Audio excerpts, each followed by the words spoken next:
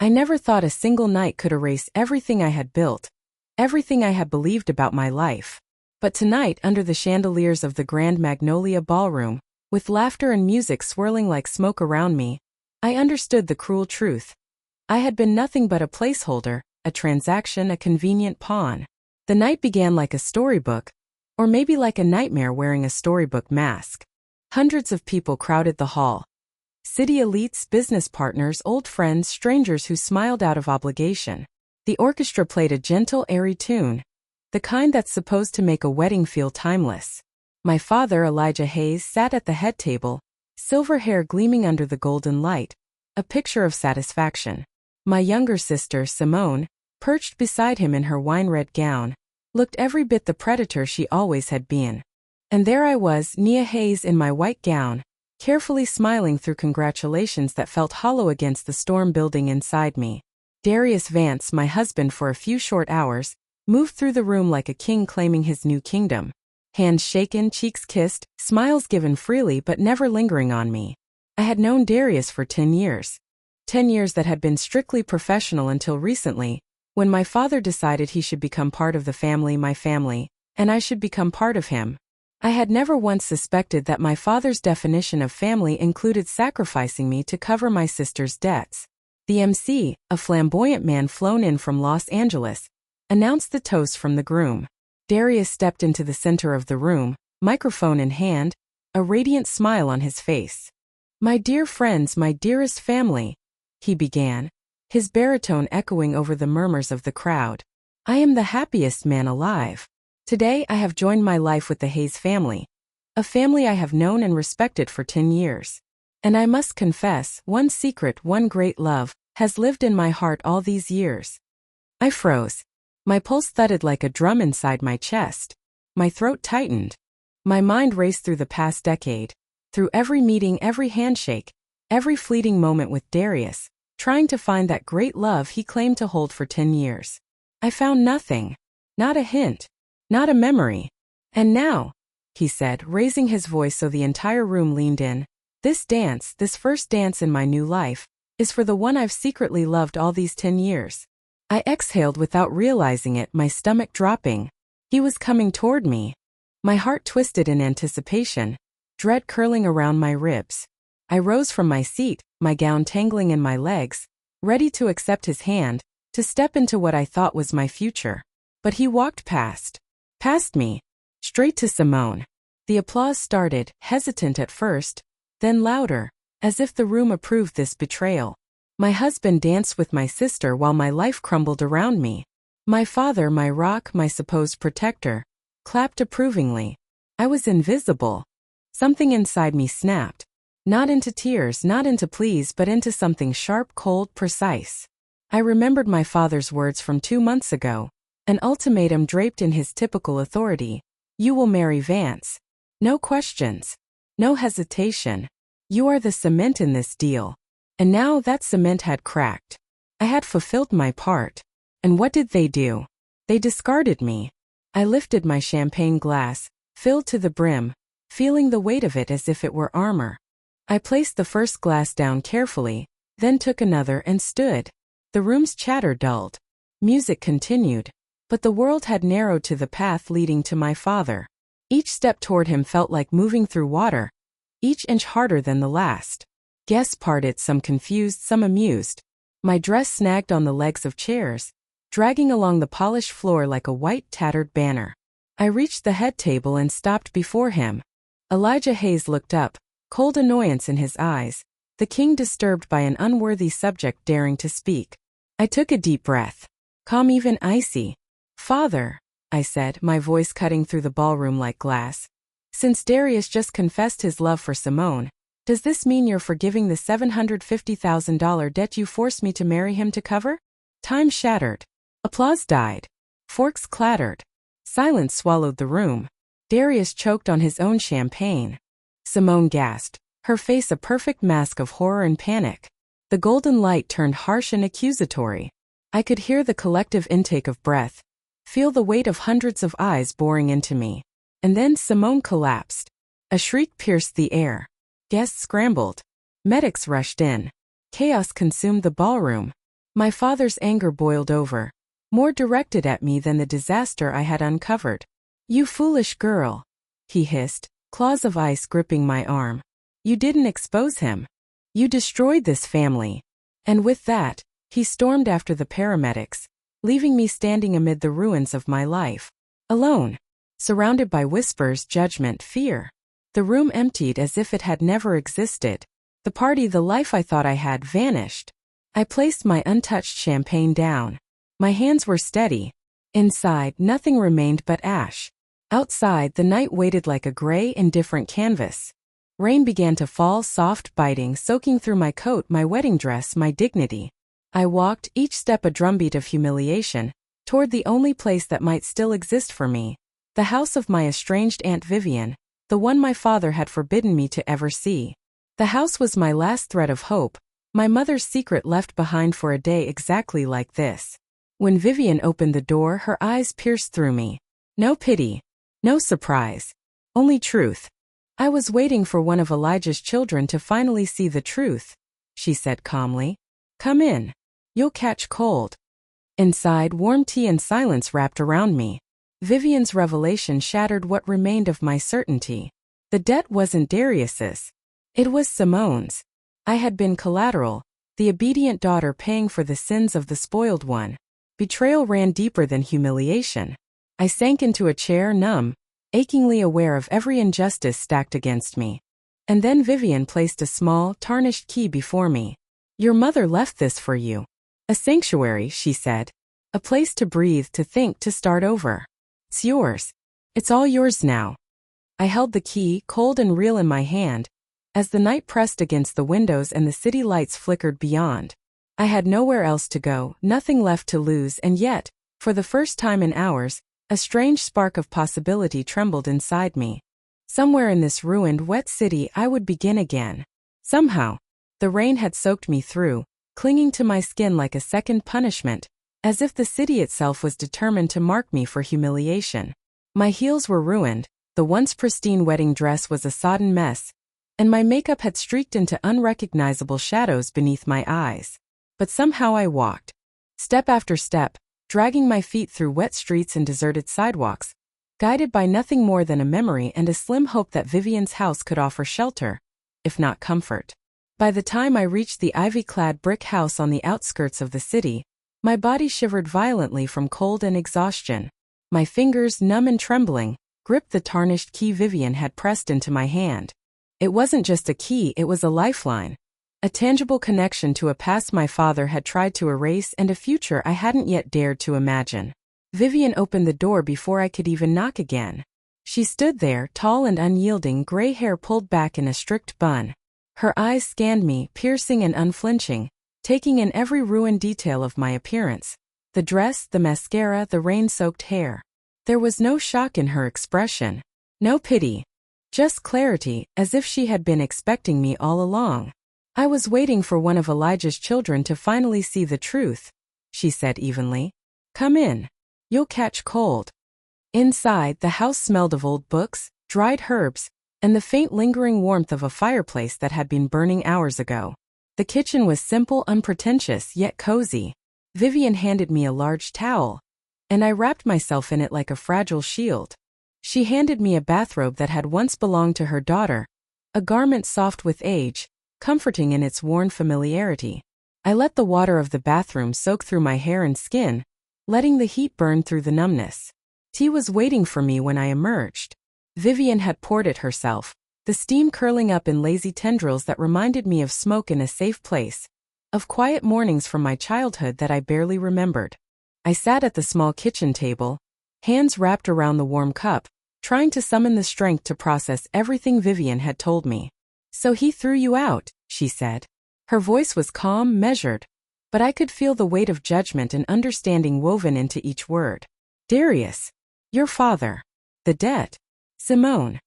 I nodded, unable to form words, the memory of the ballroom replaying with brutal clarity. My husband dancing with my sister, my father's proud applause, Simone collapsing into a heap of unconsciousness. It wasn't just humiliation. I had been erased, rendered invisible, a tool to cover someone else's sins. Vivian leaned back, studying me, and for a moment, the only sound was the quiet tick of a clock on the wall. Then she spoke again. It wasn't Darius's debt. It was Simone's. Your sister's. Your life was collateral. The words hit me like a physical blow. I felt the air leave my lungs, my knees nearly giving way. Every moment of my obedience, every careful choice to be reliable, to never cause waves, now revealed itself as naive compliance in a game I had never agreed to play. I had married to secure the family's power, only to be discarded once my purpose had been served. I pressed my hands to my face, fingers slick with wet mascara. How could he? I whispered, voice hoarse. How could my own father do this to me? Vivian's eyes were steady. She leaned forward, resting her hands on the table, and said, because he believes power and appearances are more important than love. You've always known him, Nia. Your mother did too. That's why she left you this. She reached into a drawer and placed a small, tarnished key on the table in front of me. I stared at it. Cold metal in my palm. Heavy real. My mother had left me a sanctuary. A place to breathe, to think, to survive. Vivian's voice cut through my fog of despair. A studio near the river bend. Your mother bought it long before she died. She called it her sanctuary. A place where you could escape your father's control. I kept it secret, kept it paid for. It's yours now, Nia. Use it. Build something of your own. I felt a flicker of something I hadn't allowed myself in hours, hope. A small trembling spark in the dark. I didn't deserve pity, but maybe I deserved a chance. Vivian handed me a small bundle of cash. Enough for basic necessities. She also offered me a change of clothes, dark slacks, a simple gray sweater, shoes that didn't promise elegance but survival. I dressed in silence, each garment a barrier against the remnants of my former life, a preparation for the unknown. When I left, Vivian watched me with her penetrating eyes. Remember, Nia, your mother was strong, far stronger than your father. She left you tools.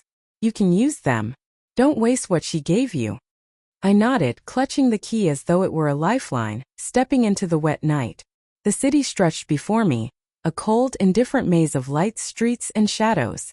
I passed the places I had known, our favorite bakery, the theater where Darius had taken me on our first date, the massive gray building of Hayes Family Foods, where I had worked for 15 years.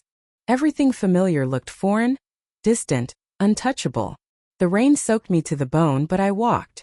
Footsteps slapping against wet pavement, heels ruined, wedding dress long discarded in a trash bin outside Vivian's. Pedestrians glanced away, as if a phantom bride trudging through the city was a sign of ill omen. Each step pushed me closer to the Riverbend district, the place my mother had called a sanctuary, a haven from my father's manipulations. I arrived hours later, chilled, exhausted, and soaked. The studio was modest, tucked away between aging brick buildings. The door was sturdy, welcoming, and when I inserted the key, it turned smoothly, effortlessly, like a door opening not just to a place but to a possibility. Inside, the air smelled faintly of paint and old wood. Sunlight, weak but present, filtered through the dusty windows, giving the small space an ethereal glow.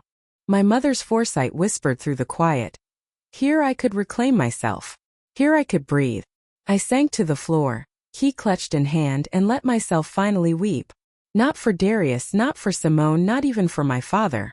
I wept for the life I thought I had, for the illusion of family, for the obedient daughter who had believed she could survive by playing the role assigned to her. And then, somewhere deep inside, I felt the first hint of resolve. They had taken my home, my job, my money, my dignity. But they had not taken me. Not yet. I had a sanctuary. I had a mother's foresight. I had a key. And I had no one telling me what I could or could not do. Tomorrow I decided I would begin. I would find out who I was without them, without the weight of my father's empire, without the shadow of my sister's schemes. I would start over. And perhaps one day I would make them see the cost of their betrayal. For now, though, I closed my eyes, letting the quiet of the studio wrap around me. Outside, the city pulsed, indifferent. Inside, I felt the first small pulse of life returning to me. Morning came slowly, gray and damp, through the dusty windows of the small studio. The city beyond was muted, the streets glistening with rain from the night before. I didn't move right away. I stayed on the floor, key in hand, letting the silence wrap around me like armor. For the first time in hours, perhaps even days, there was no ballroom, no applause, no collapse, no betrayal. Just the quiet hum of a city that didn't care. And that was exactly what I needed. Eventually I rose, the key cold in my hand, and began to explore. The studio was small but sturdy. The walls bore marks of old paint layers, windowsills were chipped, and the floor creaked under my weight. Yet there was character here, history, a sense of permanence that my father could never erase. I ran my fingers along the old wood, thinking of my mother and the life she had carved out in secret. She had left me this, not just as shelter but as a promise. A chance. I set about unpacking the few items Vivian had sent with me. A couple changes of clothes, some cash, a journal with blank pages, and a small leather pouch of coins. It wasn't much, but it was enough to begin. I changed out of the damp clothing, wrapped myself in a sweater that smelled faintly of Vivian's house, and took a deep breath. This was my life now. My choice. My fight. The first order of business was survival. Food, basic necessities, a plan. I needed to find a job, but not the kind that would tether me to my father's empire or Simone's debt. No. I needed something independent, something I could control. I poured a cup of tea, still shaking slightly, and opened my laptop, a relic my mother had insisted I keep. She must have known I'd need it someday. Emails, social media accounts, contacts. I skimmed through them, ignoring most, until one familiar name caught my eye, Mr. Sterling. My father's longtime business partner. He had always been kind to me, though cautiously so. Perhaps he could be useful, a bridge to information or resources. Perhaps he could offer guidance, or maybe I would have to use him. I hesitated. I hated the thought of leveraging someone I had once trusted. But this was no longer the time for scruples. I dialed his number, my hand trembling slightly. It rang twice, 3 times, and then he answered. Nia. His voice was tight, hurried. I'm busy. What is it? I need your help, I said, steady despite the tremor in my chest. It's urgent. There was a pause, a catching of breath. What happened? His tone shifted from impatience to alarm. I took a deep breath. Everything. I need advice, resources, information. Can we meet? Another pause. Finally. I'll make time. Lunch tomorrow. Same place. I hung up, feeling a mixture of relief and unease. I had someone willing to listen, but could I trust him? Could anyone be trusted after everything? The next hours were spent mapping out the reality I faced. My father's empire, my sister's debts, Darius's betrayal, Simone's manipulation. It all coiled together like a serpent, and I had to find its head. I realized I didn't have to react immediately, but I needed to understand, to know every piece of the puzzle. And that meant digging quietly without drawing attention. I stepped outside, despite the drizzle, to explore my new surroundings. The neighborhood was quieter than downtown. A mix of old warehouses converted to lofts, small cafes, and narrow streets lined with brick and iron. The river glimmered in the distance, a gray ribbon cutting through the city, indifferent to my humiliation, indifferent to my fear. I felt a small sense of freedom in that indifference. No one knew me here. No one could touch me yet. I found a small cafe near the river, ordered a coffee, and sat by the window. I watched the city wake around me, pedestrians hurrying to work, lights reflecting off wet pavement. I thought of Darius, of Simone, of my father's cold, calculating eyes. They had assumed I would break, that I would crumble, that I would beg for help or forgiveness. But I hadn't. Not really. I had survived, and survival was the first step toward revenge, or at least toward justice. Returning to the studio, I began to sift through old files and documents Vivian had tucked away. Among them were letters, receipts, and photographs from my mother's life. There were hints of business dealings, careful notes, and most intriguingly, a set of papers outlining some of my father's less publicized operations. He had been meticulous but not infallible. Mistakes had been made. Loopholes existed. Weaknesses, just waiting for someone willing to find them. For the first time since the wedding, a plan began to form in my mind. It was small, tentative, but it was mine. Information first. Observation second. And then action. I didn't yet know the full extent, but I understood the rules. Patience, subtlety, control. My father had underestimated me. He always had. Night came quickly. The studio was quiet, and for a moment, I allowed myself to feel almost normal. I cooked a simple dinner, vegetables, eggs, bread, and sat at the table alone. I was alone, yes, but I was not helpless. I had a sanctuary. I had knowledge, and I had the spark of something stronger than despair: determination. Sleep came fitfully, dreams haunted by the ballroom, by the golden light, by the sound of applause that had once celebrated my humiliation. I woke early, mind alert, body tense. Today I decided I would take my first tangible step into this new life. I would begin gathering resources, building connections, and learning everything I could about my father's empire. If he thought I was broken, he had misjudged me. If he thought I would stay hidden and powerless, he had miscalculated. I made a list. Mr. Sterling. Potential allies. Financial records I could access legally. Contacts from my years at Hayes Family Foods, loyal employees, middle managers, anyone who might owe me a favor or at least remember that I had once been competent, reliable, indispensable. I would approach them carefully, subtly. I had to. I couldn't afford mistakes. By midday I had a working plan. Step 1. Understand the battlefield. Step 2. Reclaim my power quietly, piece by piece. Step 3. Confront them, not in a public spectacle like the wedding, but on my terms. I paused, looking at the key on the table beside me. My mother's gift, her foresight, her faith in me. I whispered her name under my breath, feeling the weight of her presence, of her life lived under my father's shadow, of her quiet strength. I would not squander it. The city stretched beyond the studio window, indifferent and sprawling. But now it no longer frightened me. It was mine to navigate, mine to challenge, mine to conquer. And for the first time since my world had imploded, I felt the smallest flicker of something dangerous, something fierce, power quietly reclaiming its place in me. Tomorrow I would meet Mr. Sterling. Tomorrow the first pieces of my plan would fall into place. And tomorrow, they would begin to see that Nia Hayes was no longer the obedient daughter, no longer the pawn, no longer invisible. For now, though, I allowed myself one small victory: control over my own life, even if it was just in a tiny studio near the riverbend, far from the golden chandeliers and hollow applause. For the first time I felt the raw thrill of possibility, and I knew this was only the beginning. The next morning, I woke to the hum of the city outside my window. Sunlight pierced the dusty blinds, slanting across the studio floor, cutting through the lingering dampness of my soggy dress from the previous night. I had slept fitfully, haunted by the echoes of the ballroom, Darius's smile, Simone's triumphant expression, and my father's icy condemnation. But despite the exhaustion, I felt more awake than I had in years, more alive. The studio, my mother's sanctuary, was no longer just shelter. It was a launching point.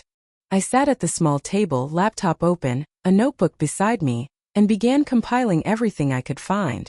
My father's empire was sprawling.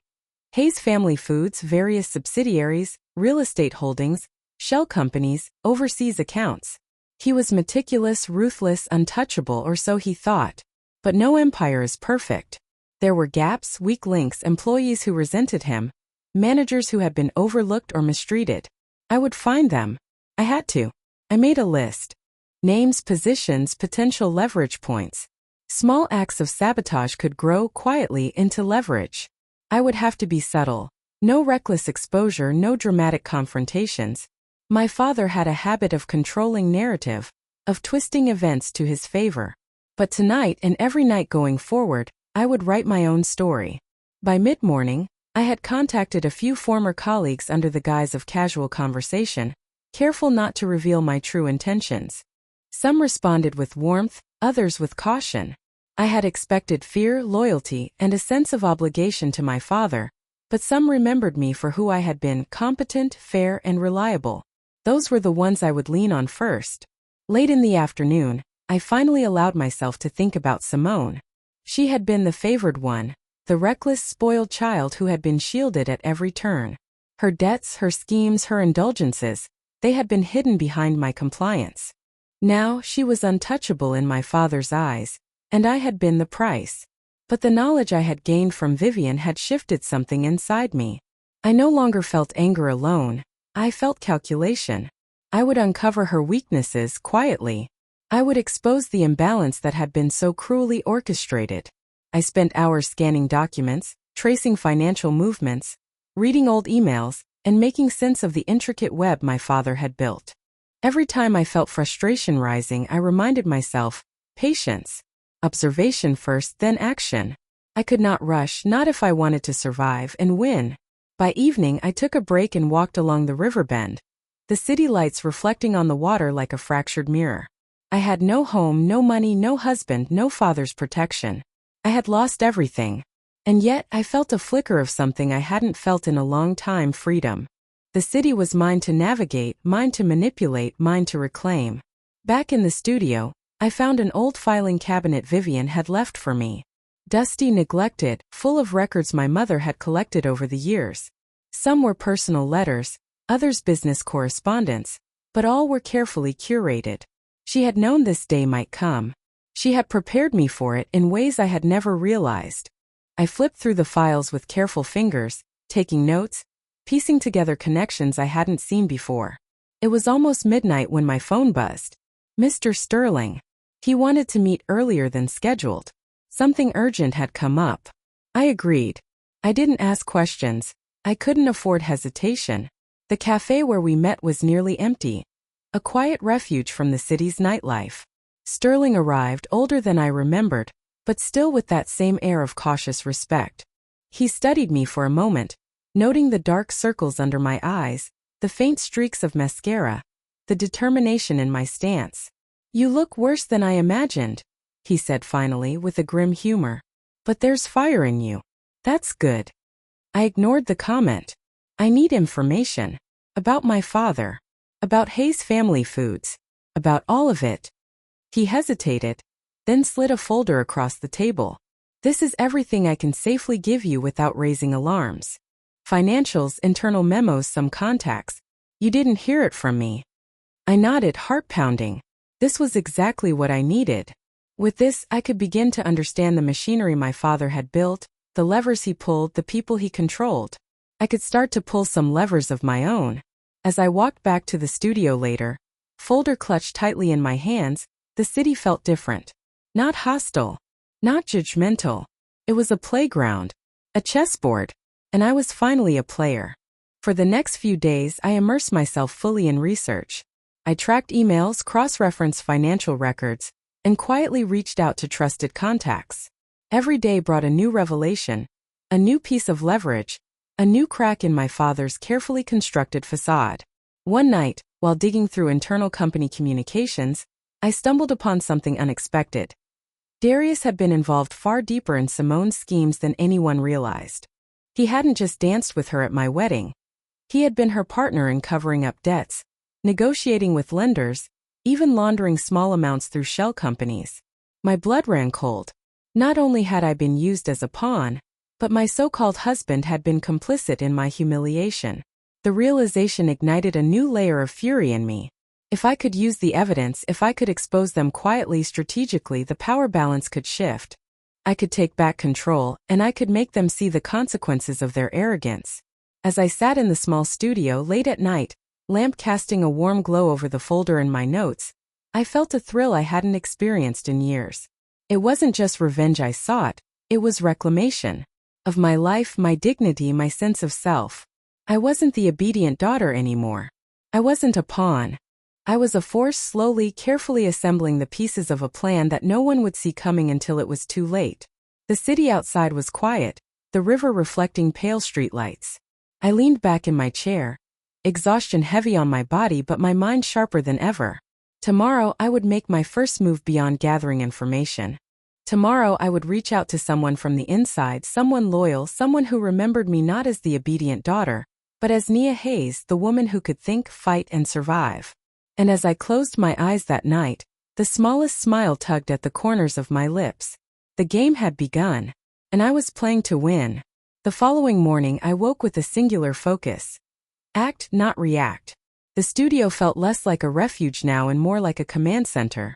Maps of company holdings, contact lists, and notes were spread across the small table. A quiet battlefield awaiting strategy. I no longer felt the sting of humiliation from the wedding. That memory had hardened into fuel, into a precise, cold determination. Step 1 of my plan, gather allies. Carefully, quietly. I couldn't confront my father or sister directly, yet. That would be reckless. But people always had loyalty, even if buried beneath fear or obligation. I picked up the phone and dialed a number I hadn't used in years. One of my most trusted colleagues from Hayes Family Foods, Miriam Albright. "Miriam, it's Nia," I said, voice calm, neutral. "We need to meet. Urgently." A pause. Then, surprisingly, a soft chuckle. "I thought I'd never hear from you again. Where?" We agreed on a small cafe downtown, away from prying eyes. When I arrived, Miriam was already there, eyes scanning me quickly, noting the subtle signs of a life disrupted. But after a minute, recognition softened her gaze. She had always seen me. Not the obedient daughter, not the bride, not the pawn. Just Nia. "I don't have much time," I began without preamble. "I need your help. It's about my father, Hayes Family Foods, and my sister." Her eyes widened slightly, but she leaned forward, attentive. I outlined what Vivian had told me, what I had uncovered from documents and contacts. I didn't embellish. I didn't dramatize. I let the facts speak. Miriam's expression shifted from concern to resolve as I spoke. "You've been right all along," she said finally. "He's ruthless. But so are you. What do you want me to do?" I smiled faintly, the first real smile in days. "Help me get information. From the inside. Quietly. No one suspects me now. I want to know every misstep, every weakness. The things my father thinks are hidden. Things only someone like you can uncover." Miriam nodded, determination settling in her eyes. "I'm in." From that moment, a new rhythm began. I would meet with allies, collect intelligence, cross-check accounts, and plan carefully.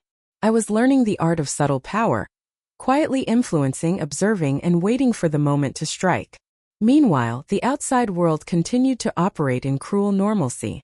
My father, unaware of my movements, assumed I was crushed, isolated, powerless. Simone remained blissfully ignorant of the web of consequences she had spun. Darius, my so-called husband, continued to serve as her unwitting accomplice, oblivious to the storm forming quietly against him. A week into my self-imposed campaign, I had gathered enough information to see the first cracks. There were debts hidden in subsidiary accounts, executives dissatisfied with their treatment, and a few overlooked legal oversights. Each detail was a thread waiting for me to pull. But then came the first complication. One evening, while reviewing financial records, I noticed a pattern in Darius's accounts, transfers that were deliberate, calculated, but small enough to appear inconsequential.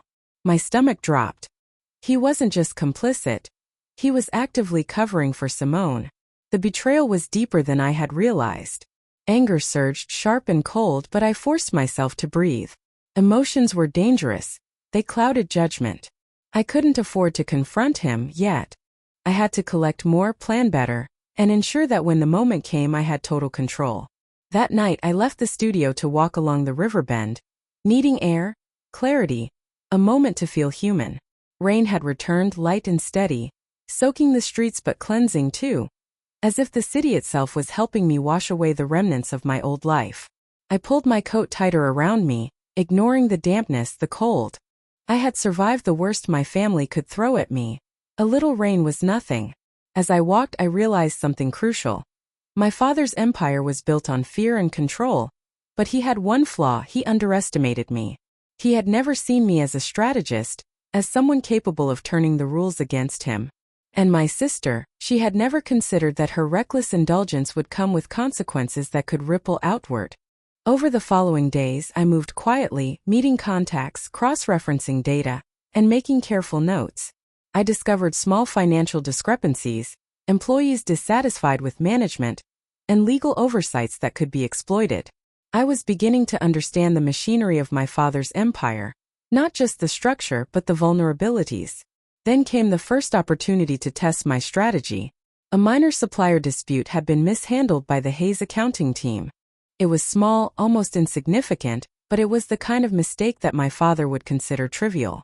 I intercepted communications, clarified contract terms, and positioned myself to offer a solution that would put me in direct contact with senior executives without raising suspicion. It was a small victory, but it was mine. For the first time since my wedding, I felt the rush of control, the intoxicating sense that I could shape outcomes rather than being crushed by them. Late one night, as I compiled reports and notes, I received an anonymous message on my old work email. "Be careful. Someone is watching you." My pulse quickened. My first thought was Darius. But no. He was too reckless to send such a measured warning. Could it be Simone? Unlikely. Too impulsive. No, it had to be my father. He had people everywhere, monitoring, controlling, anticipating. But that only reinforced my resolve. I was no longer a passive pawn. I had information. I had strategy. I had a sanctuary. The weeks passed in this tense rhythm. Observe, collect, plan. Each step was deliberate, precise. I avoided mistakes, avoided attention, avoided exposure. And yet, with every thread I pulled, the web began to tremble. And then the first real test. An unexpected confrontation with Darius. I ran into him at a high-end cafe downtown, a place he frequented for business lunches. He saw me and froze. Surprise, confusion, anger flickered across his face, but he masked it quickly with a polite smile. "Nia," he said, voice neutral. "This is unexpected." I let him stew. I didn't rush to speak, didn't offer explanation. He had taken everything from me once. I wasn't giving him the satisfaction of immediate reaction. "Darius," I said finally, voice calm, measured. "We need to talk." He hesitated, and in that pause, I saw something I hadn't expected: fear. Not the panic of a man who had done wrong, but the calculated recognition that the obedient Nia was gone. That spark of life he thought he could control was no longer under his hand. "Later," he said finally, though his tone lacked conviction. "We can later." But I knew it would come. That meeting was inevitable. And when it did, the game would truly begin. As I walked back to the studio that evening, folder clutched tightly, rain-slicking streets beneath my feet, I realized I was no longer a pawn. I was a strategist. And soon, everyone who had underestimated me would see exactly what Nia Hayes was capable of. The storm inside me had shifted. It was no longer about survival. It was about reclamation, reckoning, and justice. And the city, indifferent and sprawling, would be my arena. The morning was cold, biting through the thin walls of my studio, but I welcomed it. Today would be decisive. Weeks of planning, observation, and quiet maneuvering had brought me to this moment. Every phone call, every meeting with allies, every late night poring over financial statements had built toward a single objective: exposing my father, my sister, and Darius, and reclaiming what had been taken from me. I began by reviewing the documents one last time. Contracts, emails, financial transfers, all carefully organized and cross-referenced.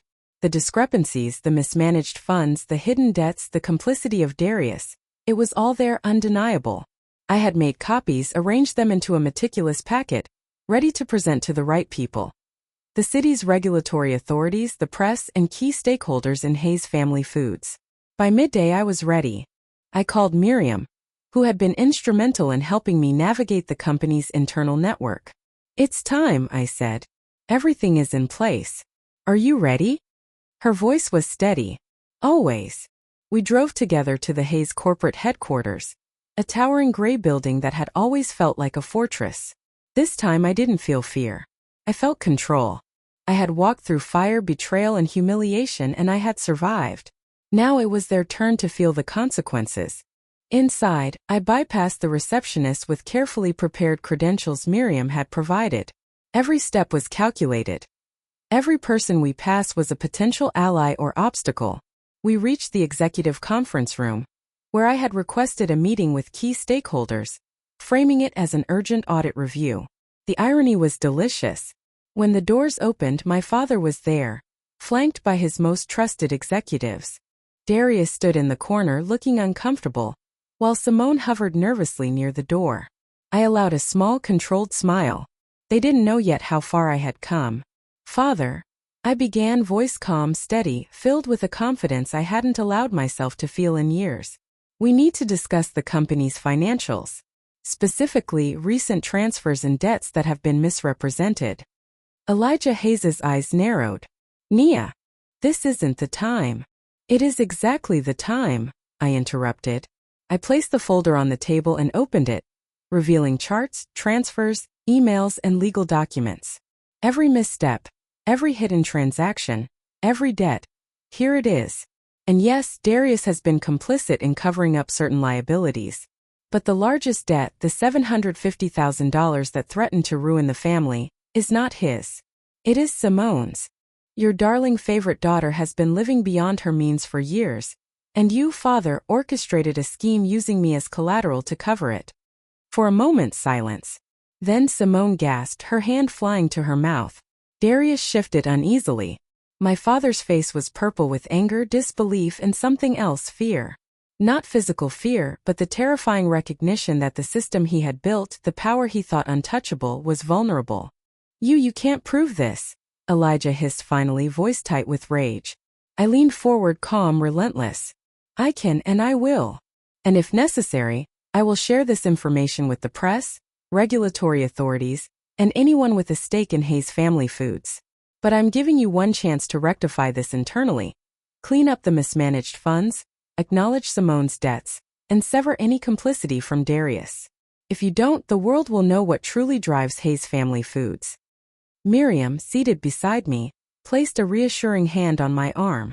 She had been my anchor throughout this storm. I drew strength from her presence. Darius finally spoke, voice small, defensive. Nia, you did nothing to protect me, I said quietly but firmly. You chose her. Every step of the way.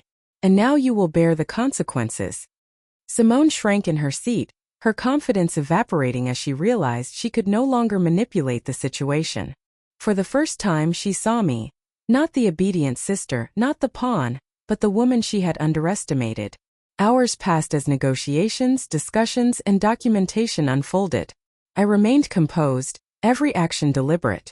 By evening, the company had agreed to a partial internal correction, and key stakeholders were made aware of the mismanagement. My father's grip had loosened. Darius had been publicly exposed, forced to admit his complicity. Simone's debts would no longer be hidden by my sacrifice. When the meeting concluded, I stepped outside into the crisp night air, the city lights reflecting off wet pavement like scattered jewels. I felt a profound sense of release, of victory, but tempered by reality. This wasn't a fairy tale. The world was messy, and justice often came in increments. But I had claimed my agency, my voice, and my life. Back at the studio, I poured a glass of tea and sat by the window, looking out at the city that had once felt like a cage. My phone buzzed. Vivian. How did it go? Her voice was calm, steady, but I heard pride beneath the surface. I'm alive, I said, voice tight with exhaustion. And I'm free. You did well, she said. Your mother would be proud. Remember, Nia, this is just the beginning. You have power now, but never forget the rules. Patience, observation, control. I nodded, the weight of her words settling over me like a mantle. For the first time in years, I felt that I could navigate my life without fear of manipulation, betrayal, or humiliation. I had survived the worst and I had reclaimed what was mine. That night I didn't sleep immediately. I sat in the quiet studio, the key to my sanctuary resting in my hand. I thought of the ballroom, the golden light, the applause that had once signaled my humiliation. I thought of my father's fury, Simone's panic, and Darius's fear. I had turned the tables, and the rush of it was intoxicating. But beyond vengeance, beyond exposure, beyond the thrill of victory, I felt something more profound. Clarity. I had learned that obedience was not strength but strategy was. That survival was not enough. I could shape my destiny. That even in the shadow of betrayal, a life could be rebuilt, reshaped, and reclaimed. The city outside was alive, indifferent, sprawling, but no longer terrifying. I had walked through fire and I had emerged whole. My mother's gift, Vivian's guidance, my own resolve, they had brought me here. I set down the key, sipped my tea, and allowed a small, genuine smile. Nia Hayes was no longer a pawn. She was a force. And the world had been reminded. The night deepened, quiet except for the hum of distant traffic and the river beyond. In the silence I felt it, the first true piece of ownership over my life. A life that belonged to me, shaped by me, and no longer at the mercy of those who had once tried to destroy me. I leaned back, closing my eyes, and whispered into the stillness. This is only the beginning.